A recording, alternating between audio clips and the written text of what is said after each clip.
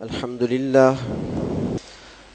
لله الذي أنزل على عبده الكتاب ولم يجعل له عوجا تبارك الذي جعل في السماء بروجا وجعل فيها سراجا وقمرا منيرا وأشهد أن لا إله إلا الله وحده لا شريك له وأشهد أن سيدنا ومولانا محمدا عبده ورسوله أما بعد فأعوذ بالله من الشيطان الرجيم بسم الله الرحمن الرحيم ولا تقولوا لمن يقتل في سبيل الله أموات بل أحياء ولكن لا تشعرون صدق الله مولانا العظيم مولاي صل وسلم دائما أبدا على حبيبك خير الخلق كلهم. قابل احترام بزرگ اور عزیز دوستو، محرم کا مہینہ ہے اور اس مہینے کو ایک خصوصی طور پر فضیلت حاصل ہے.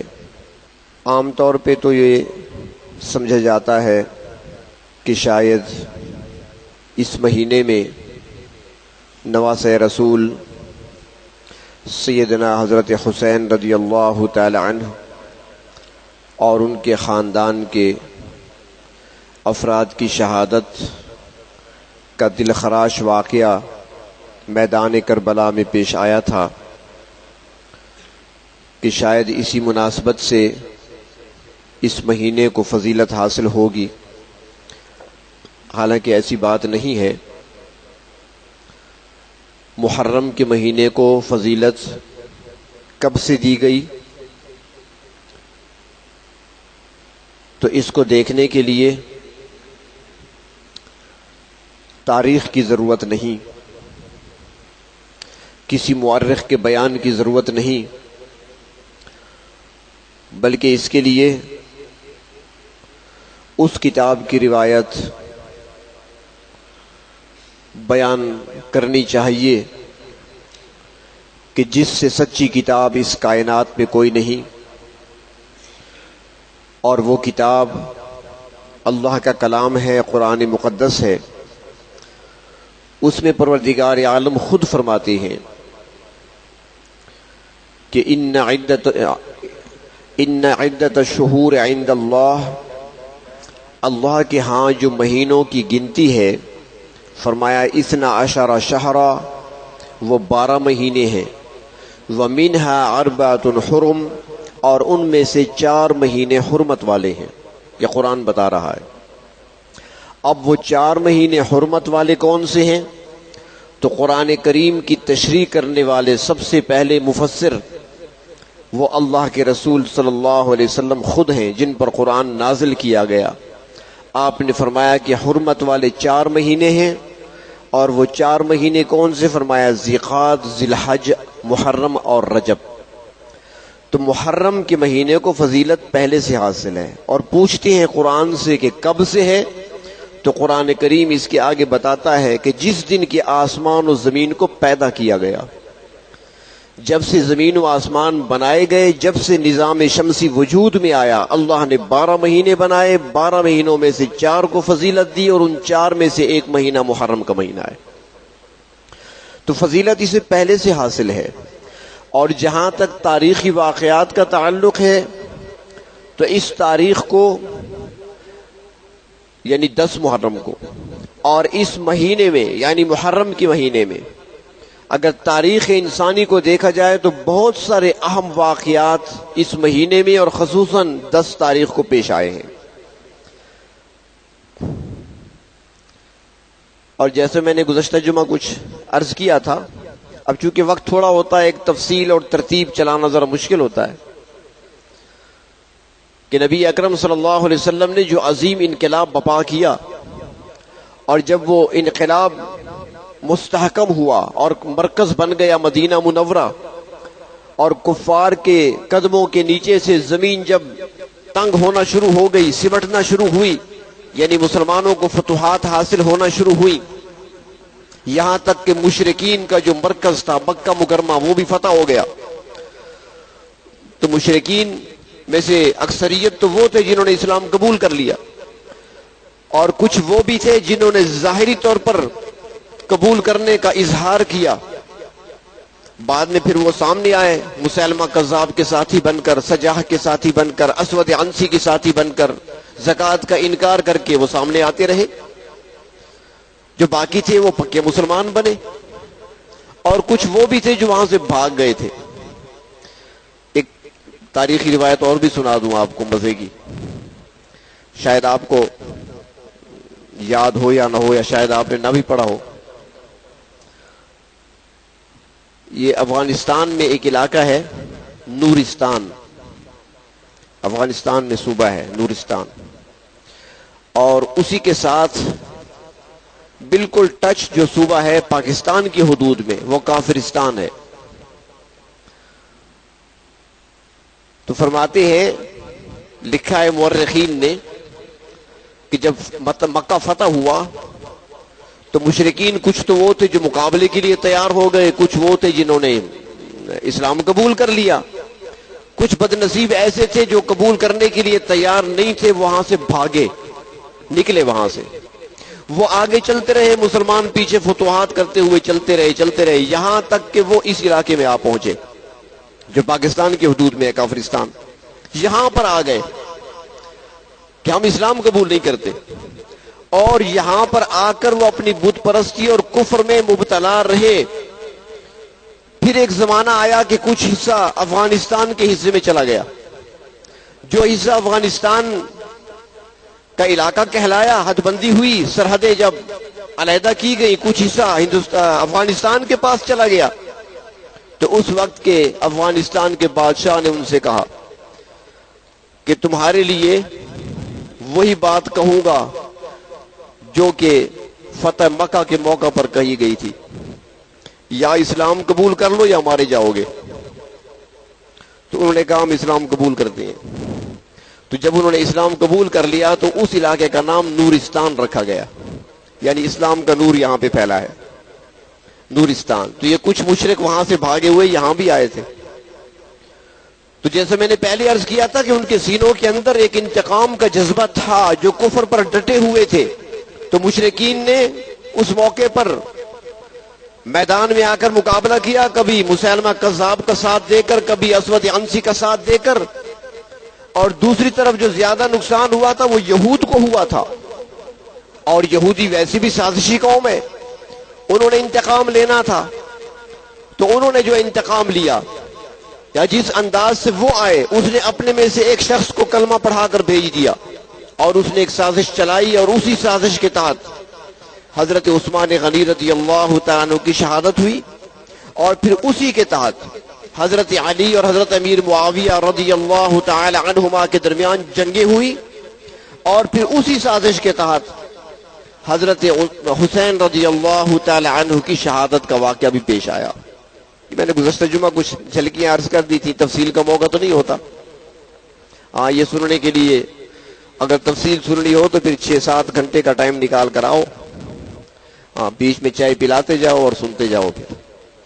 لیکن یہ آدھے گھنٹے 40-45 منٹ میں یہ تفصیل نہیں ہو سکتی بیان. تو بہرحال میں عرض کر رہا تھا کہ محرم کو فضیلت صرف اس لیے حاصل نہیں ہے کہ حضرت سیدنا حسین رضی اللہ تعالیٰ کی شہادت واقع ہوئی ہے، بلکہ محرم فضیلت والا مہینہ ہے، اور یہ فضیلت اس دن سے اسے حاصل ہوئی ہے جب سے نظام شمسی قائم ہوا ہے. نبی اکرم صلی اللہ علیہ وسلم باقاعدگی سے 10 محرم کا روزہ رکھا کرتے تھے. جب آپ مدینہ منورہ تشریف لائے تو آپ نے دیکھا کہ یہودیوں نے روزہ رکھا ہوا ہے. تو آپ نے پوچھا کہ بھئی تم روزہ کیوں رکھتے ہو؟ انہوں نے کہا جی 10 محرم کا دن وہ دن ہے کہ جس دن اللہ تبارک و تعالی نے ہمارے آباء و اجداد کو یعنی بنی اسرائیل کو فرعون کے مظالم سے نجات عطا فرمائی تھی، اور فرعون کو اپنے لشکروں سمیت سمندر میں غرق کر دیا تھا. تو ہم اسی کے شکرانے کے طور پر روزہ رکھتے ہیں. تو آپ نے فرمایا کہ موسیٰ علیہ السلام اللہ کے نبی تھے، اور میں بھی اللہ کا نبی ہوں. حضرت موسیٰ علیہ السلام اگر نجات ان کو ملی ہے اور اس خوشی میں شکرانے کے طور پر تم روزہ رکھتے ہو تو تمہاری نسبت موسیٰ میرے زیادہ قریب ہے، تو میں بھی روزہ رکھوں گا. اور پھر آپ نے فرمایا کہ یہود کی مخالفت کرو، وہ 10 کا روزہ رکھتے ہیں، فرمایا تم 9 کا ساتھ ملا دو، 2 رکھو، 1 نہ رکھو. ایک وہ رکھتے ہیں، تم 2 رکھو. اس لیے فرماتے ہیں کہ یا 9-10 کا روزہ رکھیں یا 10-11 کا روزہ رکھیں. 2 روزے رکھیں یہود کی مخالفت میں، کیونکہ وہ 1 دن کا روزہ رکھتے ہیں. تو یہ فضیلت محرم کو پہلے سے حاصل ہے، اس میں کوئی شک نہیں کہ حضرت حسین رضی اللہ تعالیٰ عنہ کی شہادت ہوئی. حضرت حسین بھی کوئی معمولی شخصیت نہیں ہے. اللہ تبارک و تعالیٰ نے ان کو فضیلت عطا فرمائی ہے، نبی اکرم صلی اللہ علیہ وسلم کے نواسے ہیں. بلکہ ایک عجیب بات ہے کہ حضرت حسین کو یہ فضیلت حاصل ہے کہ نبی اکرم صلی اللہ علیہ وسلم خاتم النبیین ہے. آپ کے بعد کوئی نبی نہیں پیدا ہوگا. آپ صلی اللہ علیہ وسلم کی بیٹی حضرت سیدنا حسین کی والدہ حضرت فاطمہ رضی اللہ تعالی عنہا اللہ کے نبی کی آخری بیٹی ہیں. قیامت تک نہ کوئی نبی پیدا ہوگا نہ کسی نبی کی بیٹی پیدا ہوگی. تو حسین وہ ہیں جن کے نانا آخری نبی، جن کی والدہ کسی نبی کی آخری بیٹی، اور ان کے والد حضرت علی المرتضی خلفائے راشدین میں سے آخری خلیفہ. خلفائے راشدین کی خلافت ختم ہوتی ہے حضرت علی پر، وہ حضرت حسین کے والد ہیں. اور حضرت حسین کو دیکھا جائے تو اللہ کے رسول صلی اللہ علیہ وسلم کے نواسوں میں سے سب سے آخری نواسے. یہ ساری خاتمیت جمع ہو رہی ہے. نبی اکرم صلی اللہ علیہ وسلم کے ایک نواسا علی بھی تھا، حضرت زینب کا بیٹا تھا. حضرت زینب نبی اکرم صلی اللہ علیہ وسلم کی بڑی بیٹی ہیں. ان کا نکاح ابو العاص سے ہوا تھا، اپنے خالزاد سے، اور اس سے بیٹا پیدا ہوا تھا جس کا نام علی تھا. وہ ایک جنگ میں بعد میں شہید ہو گئے تھے، انہوں نے شادی نہیں کی تھی، جوانی میں شہید ہوئے، ان کی اولاد آگے نہیں چلی، حضرت علی. اور حضرت زینب کی بیٹی بھی تھی امامہ رضی اللہ عنہا، جن سے اللہ کے رسول صلی اللہ علیہ وسلم بڑی محبت کیا کرتے تھے. حدیث شریف میں آتا ہے اللہ کے نبی گھر تشریف لائے، آپ کے ہاتھ مبارک میں ہار تھا، اور آپ جب گھر میں داخل ہوئے تو مسکراتے ہوئے فرمایا کہ آج یہ ہار میں اس کے گلے میں ڈالوں گا جو مجھے بہت پیارا ہوگا. ازواج مطہرات بیٹھی تھیں، ساری کہنے لگی یہ ہار عائشہ کے گلے میں آئے گا.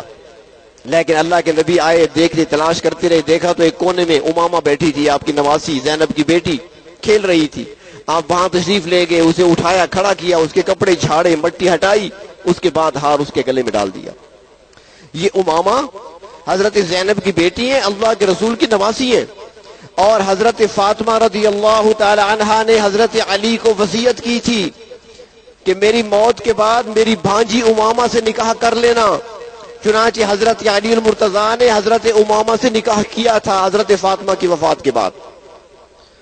اس طریقے سے حضرت عثمان کے گھر حضرت رقیہ رضی اللہ تعالی عنہا کے بطن سے بیٹا پیدا ہوا تھا جس کا نام عبداللہ رکھا گیا تھا، اور اسی نسبت سے حضرت عثمان غنی کی کنیت ابو عبداللہ ہے، لیکن وہ بچپن میں فوت ہو گیا تھا. اور پھر حضرت فاطمہ سے جو اولاد ہوئی ہے وہ آگے چلی ہے، ان کی نسل آگے چلی ہے، انہی کو سادات کہا جاتا ہے، انہی کو سید کہا جاتا ہے. تو بہر طور فضیلت حاصل ہے ان کو. حضرت حسن پیدا ہوئے نا 3 ہجری میں، حضرت حسن کی ولادت ہوئی. نبی اکرم صلی اللہ علیہ وسلم تشریف لائے، حضرت علی سے پوچھا علی مبارک ہو، بیٹا پیدا ہوا ہے، نام کیا رکھا ہے اس کا؟ جس دن پیدا ہوئے حضرت حسن اسی دن اسی لمحے اللہ کے رسول تشریف لے گئے. بات کو سمجھنا. آپ نے پوچھا علی نام کیا رکھا ہے؟ اور ہمارے ہاں نام کب رکھے جاتے ہیں؟ بچے کا نام پسند نہیں ہو رہا، نام چنا جا رہا ہے. کتنے دن ہو گئے؟ جی بس مہینہ ہونے والا ہے. بچے کو مہینہ ہو گیا، ابھی تک نام کا انتخاب نہیں ہو رہا. نام پہلے دن ہی رکھنا چاہیے، فوراً رکھنا چاہیے. فرمایا علی نام کیا رکھا ہے؟ حضرت علی چونکہ مجاہد تھے، جنگجو تھے، گھڑ سوار تھے، پہلوان تھے، مقابلہ کوئی نہیں کر سکتا تھا میدان میں ان کا.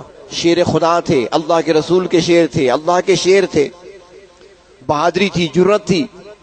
عرض کرنے لگا آقا میں نے اس کا نام حرب رکھا ہے. حرب کے معنی لڑائی، جنگ. چونکہ خود وہ بہادر تھے تو بہادری کی صفت اس میں پائی جاتی ہے. بیٹے کا نام حرب رکھا ہے. اللہ کے رسول نے فرمایا نہیں بلکہ حسن نام بہتر ہے. تو نام اللہ کے رسول نے خود رکھا. اور مزے کی بات یہ ہے کہ ابھی سال پورا نہیں گزرا تھا حضرت حسین کی پیدائش ہو گئی. اللہ کے رسول پھر تشریف لائے. فرمایا علی نام کیا رکھا ہے؟ عرض کیا حضرت نام تو میں نے حرب ہی سوچا ہے، وہی پرانا نام حرب. آپ مسکرائے. فرمایا کہ نہیں، اس کا نام حرب نہیں بلکہ اس کا نام حسین ہے. وہ ہمارے بزرگوں میں سے، ہمارے عظیم خطبہ میں سے گزرے ہیں حضرت مولانا عبدالشکور دین پوری رحمت اللہ علیہ. جن حضرات نے سنا ہے وہ جانتے ہیں ان کو.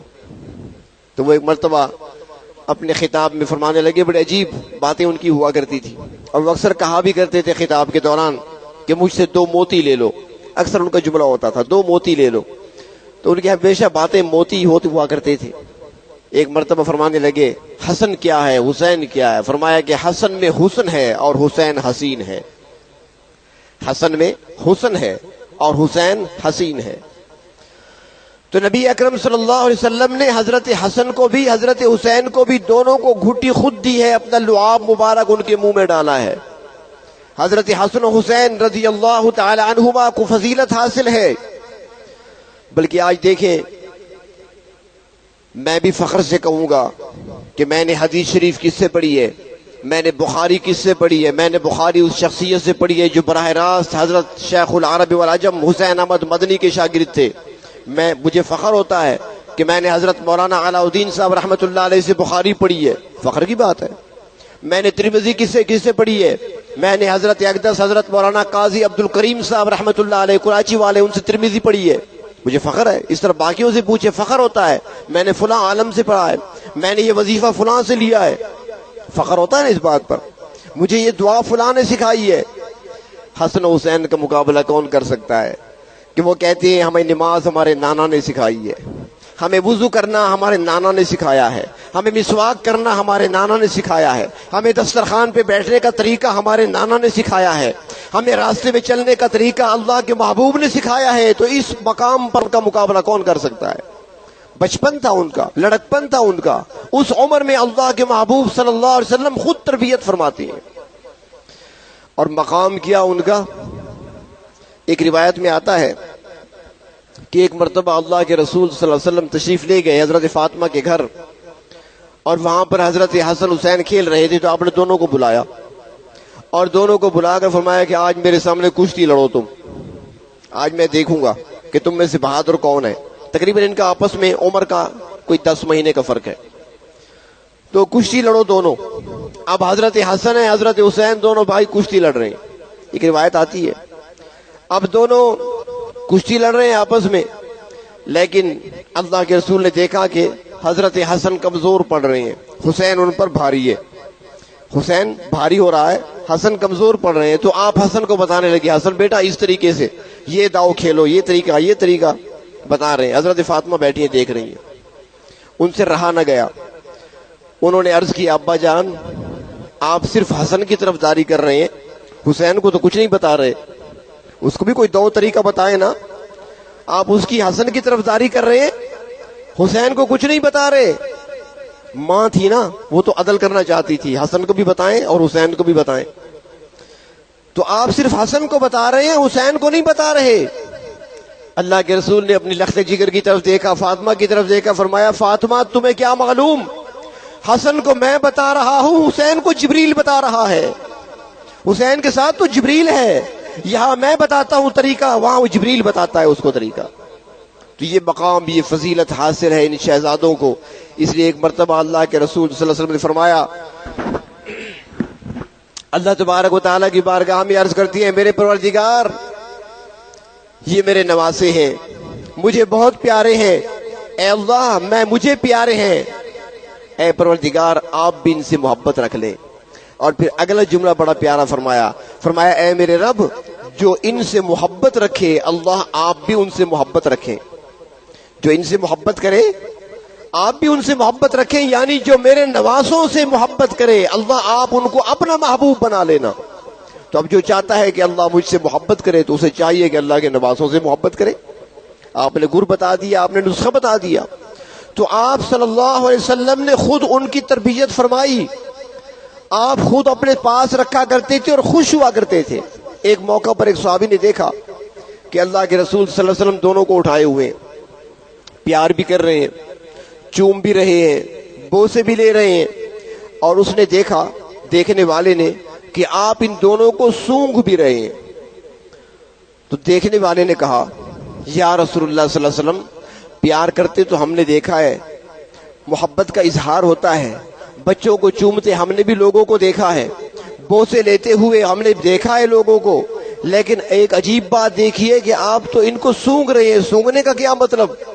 اللہ کے رسول نے فرمایا سونگتا اس لیے ہوں کہ ان کے وجود سے جنت کی خوشبو آتی ہے، ان کے جسموں سے جنت کی خوشبو آتی ہے۔ یہ میرے بیٹے، میرے نواسے، یہ جنت کے دو پھول ہیں جو اللہ نے مجھے عطا فرمائے ہیں۔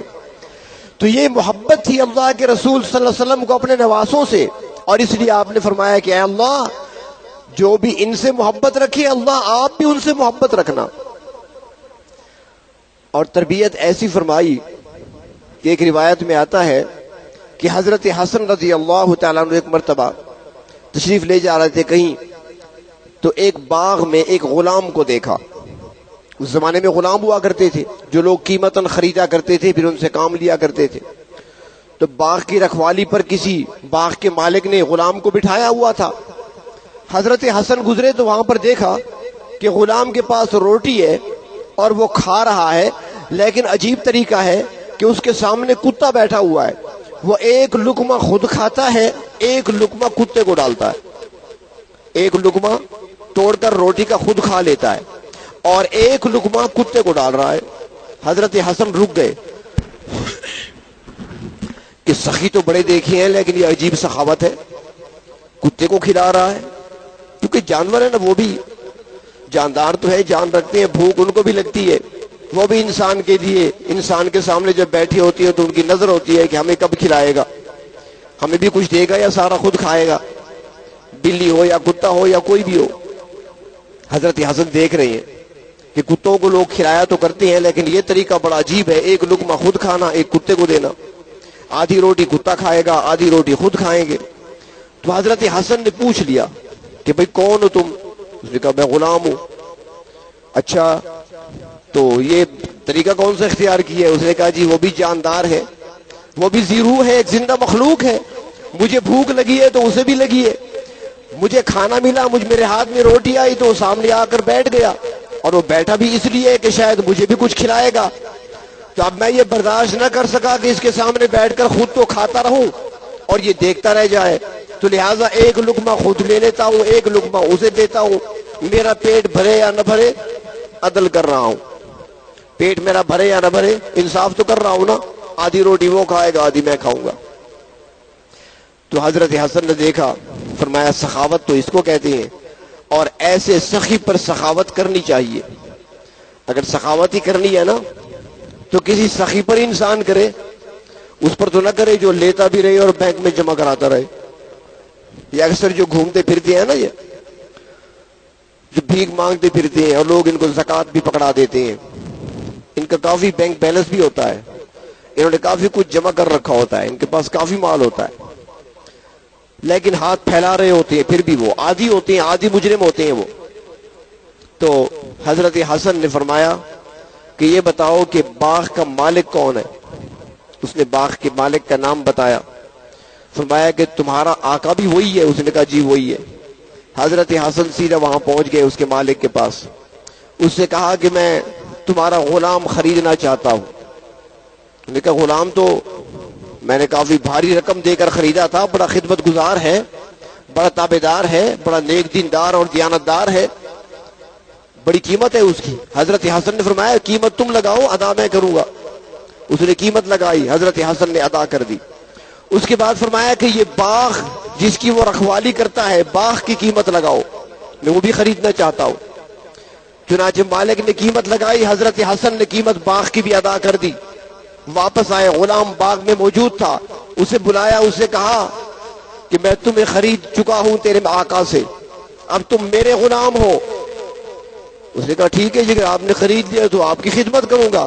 فرمایا خدمت کے لیے نہیں خریدا، میں خرید چکا ہوں، اور سن لے کہ میں تمہیں آزاد کرتا ہوں، آج کے بعد تو آزاد ہے۔ وہ خوشی سے جانے لگا، فرمایا جاؤ نہیں، ٹھہر جاؤ، یہ بھی سن لو کہ یہ باغ میں خرید چکا ہوں۔ اس نے کہا جی مبارک ہو۔ فرمایا مبارک قبول ہے، لیکن باغ بھی میں تمہیں ہبہ کرتا ہوں، باغ بھی تمہارا، آزاد بھی ہو تم، آج کے بعد تمہارے گلے میں غلامی کا طوق نہیں ہوگا۔ یہ سخاوت تھی۔ تو تربیت کس نے کی؟ اللہ کے محبوب صلی اللہ علیہ وسلم نے تربیت کی، حضرت حسن و حسین کی تربیت فرمائی، اور اس انداز سے تربیت فرمائی، کیونکہ آپ صلی اللہ علیہ وسلم خود بھی تو سخی تھے نا۔ ایک خوشگوار ہوا کی طرح جو باد صبا چلتی ہے نا، اس طرح آپ صلی اللہ علیہ وسلم کی سخاوت چلا کرتی تھی۔ وہ ایک روایت میں آتا ہے کہ ایک مرتبہ حاتم طائی کا پوتا اور نبی اکرم صلی اللہ علیہ وسلم کے نواسے حضرت حسین یہ بیٹھے ہوئے، ہم عمر تھے، دونوں کا لڑکپن یا جوانی کے قریب تھے، بیٹھے ہوئے ہیں۔ جو حاتم تھا نا، حاتم طائی بڑا مشہور ہے، سخاوت میں بڑا نام تھا اس کا، بڑا خرچ کیا کرتا تھا، مہمانوں پر، مسافروں پر سب کچھ لٹا دیا کرتا تھا، سخاوت مشہور ہے اس کی، لیکن وہ اسلام قبول نہ کر سکا، مذہب عیسائیت پر اس کو بہت آئی، عیسائی تھا۔ اس کا بیٹا عدی اور اس کی بیٹی یہ دونوں اسلام میں آ گئے تھے، اسلام قبول کر لیا تھا، حضرت عدی نے بھی اور حاتم طائی کی بیٹی نے بھی۔ حدیث شریف میں آتا ہے کہ جب حاتم طائی کی بیٹی نے اسلام قبول کیا تو اسلام قبول کرنے سے پہلے جب قیدیوں میں تھی، جنگ کے دوران قیدی بن گئے تھے، تو اللہ کے رسول کی خدمت میں اس کو لایا جا رہا تھا، تو سر پہ دوپٹہ نہیں تھا۔ اللہ کے رسول صلی اللہ علیہ وسلم نے اپنی چادر دی کہ اس خاتون کے سر پر چادر ڈال دو۔ کسی نے عرض کیا یا رسول اللہ صلی اللہ علیہ وسلم یہ تو کافرہ ہے، کافر کی بیٹی ہے، کافر کی بیٹی ہے، اپنے مبارک چادر آپ کیوں دے رہے ہیں اس کا سر چھپانے کے لیے؟ آپ نے فرمایا بیٹی بیٹی ہوتی ہے، مسلمان کی ہو یا کافر کی ہو۔ کتنا عجیب جملہ تھا، بیٹی بیٹی ہوا کرتی ہے، ڈال دو اس کے سر پر۔ جب وہ آئی آپ کی خدمت میں بیٹھی تو اس نے اسلام قبول کر لیا، اور اس کا بھائی عدی جو حاتم طائی کا بیٹا تھا اس نے بھی اسلام قبول کر لیا تھا۔ تو عدی کا بیٹا حاتم طائی کا پوتا حضرت حسین کے ساتھ بیٹھا ہے اور کہنے لگا بڑے فخری انداز میں، عرب لوگ بڑا فخر کیا کرتے تھے اپنی بہادری پر، اپنی جرت پر، اپنے آباء و اجداد کی سخاوت پر، فخری اشعار کہا کرتے تھے، بڑا فخر کیا کرتے تھے، بڑا ناز ہوتا تھا کہ میں کس بہادر کا بیٹا ہوں، کس کا پوتا ہوں، کس کا نواسا ہوں۔ تو اس نے کہا حسین جانتے ہو میرے دادا کون تھے، میں کس کا پوتا ہوں؟ انہوں نے کہا بتاؤ نا۔ اس نے کہا میں حاتم طائی کا پوتا ہوں، وہ حاتم طائی جس نے کئی دروازے بنا رکھے تھے، ایک دروازے سے ضرورت مندوں کو مال ملتا تھا، ایک دروازے سے کوئی بھوکا آتا تھا تو اس کو گندم کی بوری ملتی تھی، ایک دروازے سے چربی ملا کرتی تھی، آج کل گھی ہے نا، اس زمانے میں چربی ہوتی تھی، ایک دروازے سے کھجوریں ملا کرتی تھی، ایک دروازے سے کوئی مسافر ہوتا تو اس کو سواری چاہیے تو سواریاں ملا کرتی تھی، ایک دروازہ رکھا ہوا تھا جہاں سے ننگوں کو لباس ملا کرتے تھے۔ میرے دادا نے دروازے پر رکھے ہوئے تھے، جس کو جو چیز ضرورت ہے اسی دروازے پہ چلا جائے وہاں سے مل جائے گا، میں اس سخی کا پوتا ہوں۔ حضرت حسین مسکرائے، فرمایا یہ بھی کیا سخاوت ہوئی، لوگوں کو دروازوں پہ گھمانا، یہ کون سی سخاوت ہے، لوگوں کو دروازوں پہ گھمانا۔ ایک بندے کو کپڑے چاہیے، وہ ایک دروازے پہ گیا کہ مجھے سوٹ چاہیے، آپ غلط آ گئے جی، آپ اس دروازے پہ چلے جائیں، ایسے ہوتا ہے نا۔ پھر وہ وہاں جائے گا، وہاں جا کر کہے گا جی مجھے کپڑے، وہ کہے نہیں کپڑے نہیں، یہاں تو چربی تقسیم ہو رہی ہے، وہاں چلے جاؤ۔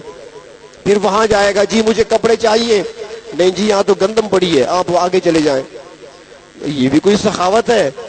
فرمانے لگے حضرت حسین کہ تو حاتم طائی کا پوتا ہوگا جس نے دروازے بنا رکھے تھے، میں اس نانے کا نواسا ہوں جس نے کوئی دروازہ ہی نہیں بنایا تھا، ایک ہی دروازے سے سب کچھ مل جاتا تھا، ایک ہی راستے سے آؤ، سواری چاہیے تو سواری لے لو، لباس چاہیے تو لباس لے لو، کھانا چاہیے تو کھانا لے لو، دروازوں پر لوگوں کو گھمایا ہی نہیں کرتے تھے۔ تو اللہ کے محبوب صلی اللہ علیہ وسلم کے ایک نسبت ہے اس لیے اللہ کے رسول نے فرمایا تھا، صحابہ کرام کے بارے میں فرمایا تھا کہ میرے صحابہ ستاروں کی مانند ہیں، اصحابی کالنجوم، میرے صحابہ ستاروں کی مانند ہیں۔ اور اہل بیت کے بارے میں فرمایا تھا کہ میری اہل بیت تمہارے لیے کشتی کی مانند ہے، سفینہ ہے، کشتی ہے، کیونکہ جب طوفان آتا ہے، سیلاب آتا ہے، تو سیلاب میں پھر کشتیاں ہی تیرا کرتی ہیں، پانی میں کشتی تیرا کرتی ہے، اور بچا وہ کرتا ہے جو کشتی میں سوار ہوا کرتا ہے۔ طوفان نوح کے اندر وہی لوگ بچے تھے جو حضرت نوح علیہ السلام کی کشتی میں سوار تھے، باقی سارے غرق ہو گئے، چاہے نوح علیہ السلام کا بیٹا کیوں نہ تھا، کشتی میں سوار نہیں ہوا تو وہ بھی غرق ہو گیا۔ تو جب طوفان آتا ہے سیلاب کی صورت میں تو پھر کشتی بچنے کا ذریعہ ہوتی ہے۔ تو اللہ کے نبی نے فرمایا کہ میرے اہل بیت کشتی کی مانند ہیں، میرے بعد فتنے آئیں گے، فتنوں کے سیلاب آئیں گے، گمراہی کے سیلاب آئیں گے، کئی قسم کے فتنے سر اٹھائیں گے، اور ان فتنوں سے بچنے کا طریقہ کیا ہوگا؟ فرمایا ایک ہی طریقہ ہے کہ اس کشتی میں سوار ہو جاؤ جو کشتی میرے اہل بیت کی کشتی ہے، ان سے محبت کا تعلق رکھو، ان کے دامن کو پکڑ لو، تھام لو۔ اب کشتی تو مل گئی، سواری تو مل گئی، اب ہماری منزل کیا ہے؟ ہم نے جانا کہاں ہے؟ ہم مشرق کی طرف جا رہے ہیں یا مغرب کی طرف جا رہے ہیں؟ ہم شمال کی طرف جا رہے ہیں، جنوب کی طرف جا رہے ہیں؟ پانی میں تو پتہ نہیں چلتا نا، پانی پانی اور طرف سیلاب ہی سیلاب ہے، کیا پتہ چلتا ہم کس طرف جا رہے ہیں؟ ہر طرف اندھیرا ہی اندھیرا۔ تو فرمایا کہ پھر تم روشنی حاصل کرنا میرے صحابہ سے جو ستاروں کی مانند ہیں، ستاروں کو دیکھ کر چلو گے۔ سواری کشتی میں کرنی ہے جو اہل بیت کی کشتی ہے، اور راستہ معلوم کرنا ہے تو پھر ستاروں کو دیکھنا ہے جو میرے صحابہ ہیں۔ وہ اس لیے آپ کو شاید یاد ہوگا کہ گزشتہ سال میں نے ایک جملہ عرض کیا تھا، شاید یاد ہو، ہے مشکل، کہ ہمارے سامنے کشتی کیا ہے؟ اللہ کے نبی کا گھر ہے۔ کشتی کیا ہے؟ اللہ کے نبی کا گھر ہے، گھرانہ ہے نا جی۔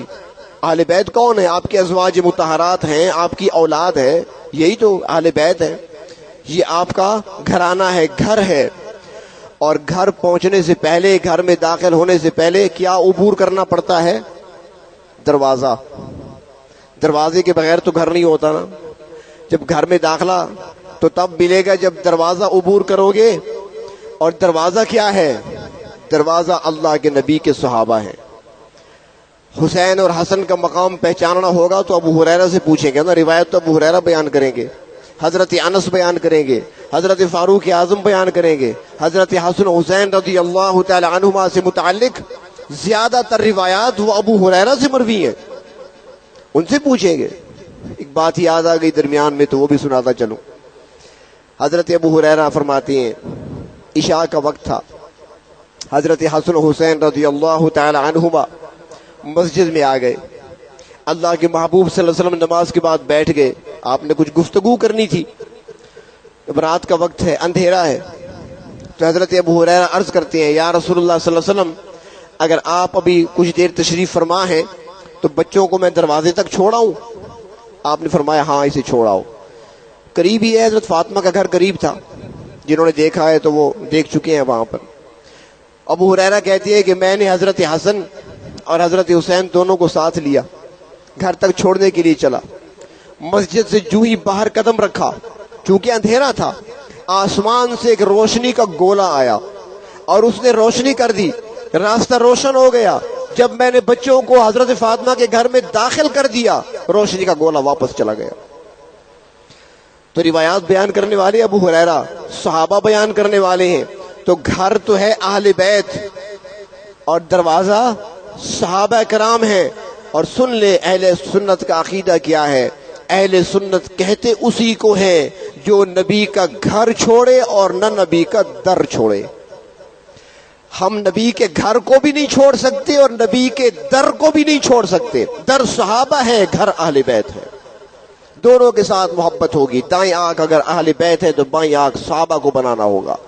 اگر دونوں کے ساتھ تعلق ہے تو کامیابی کا راستہ ہے۔ ایک کو ہٹا دیا، اہل بیت سے محبت کم پڑ گئی تو ایمان خطرے میں پڑ جائے گا۔ ایمان ما اطاعت الخلفاء الراشدین، اسلام ما محبت آل محمد است۔ اہل بیت سے محبت رکھنا ہمارے ایمان کا جز ہے، ہمارے ایمان کا حصہ ہے۔ اگر ان سے محبت میں کچھ کمی رہ گئی تو ایمان خطرے میں پڑ جائے گا. اور جس طرح اہل بیت سے محبت کو اپنے ایمان کا جز سمجھتے ہیں، اس طریقے سے صحابہ کرام سے محبت اور تعلق اور ان کی اتباع کے بغیر بھی ہم صراط مستقیم کو نہیں پا سکتے، کیونکہ ہمارے اور اللہ کے نبی کے درمیان اگر کوئی واسطہ ہے تو وہ صحابہ کرام کی جماعت ہے. بیچ میں واسطہ ہے، اگر یہ واسطہ ٹوٹ گیا، واسطہ ہی ختم ہو گیا، تو پھر کیا باقی بچے گا؟ ہمارا ایک تعلق اور ربط بھی نہیں رہے گا اللہ کے نبی کے ساتھ. بکھر دریا خان پہنچنے کے لیے بیچ میں راستہ ہماری پل بنی ہوئی ہے، اور جب پل ہی باقی نہ رہے تو رابطہ کیسے ہوگا؟ ٹوٹ کر رہ جائیں گے الگ الگ. تو اس طرح صحابہ کرام درمیان میں واسطہ ہے. اللہ کے نبی پر قرآن کو اترتے دیکھا ہم نے نہیں دیکھا، تو صحابہ نے دیکھا ہے. جبریل امین کو آتے ہوئے صحابہ نے دیکھا ہے. اللہ کے نبی کو نمازیں پڑھاتے صحابہ نے دیکھا ہے. اللہ کے نبی کو بات کرتے صحابہ نے دیکھا ہے. اللہ کے نبی نے جو جہاد لڑا ہے وہ صحابہ نے دیکھا ہے. آپ نے امن میں وقت کیسے گزارا، حالت جنگ میں وقت کیسے گزارا، آپ کی گھریلو زندگی، آپ کی باہر کی زندگی، مسجد کی زندگی، آپ کی عبادت، آپ کی ریاضت، آپ کی تبلیغ، آپ کا انداز گفتگو کیا تھا، وہ ہم میں سے کسی نے نہیں دیکھا، صحابہ نے دیکھا ہے. اگر بیچ سے واسطہ ہٹ گیا تو ہم تک یہ باتیں کیسے پہنچے گی؟ پھر تو ہم یہ بھی ثابت نہیں کر سکتے کہ قرآن اللہ کی کتاب ہے. یہ تو صحابہ نے بتایا نا کہ اللہ کی کتاب ہے، اپنے نبی پر اللہ نے نازل فرمائی ہے. جب وہ واسطہ نہیں رہے گا تو پھر وہ بھی شک میں پڑ جائے گا. تو اس لیے ایک طرف اہل بیت سے محبت، دوسری طرف صحابہ کرام سے عقیدت اور محبت کا تعلق اور ان کی پیروی کرنا، ان کے نقش قدم پہ چلنا، یہی ہمارے لیے نجات کا ذریعہ ہے. اور یہی دعا ہمیں سکھائی گئی.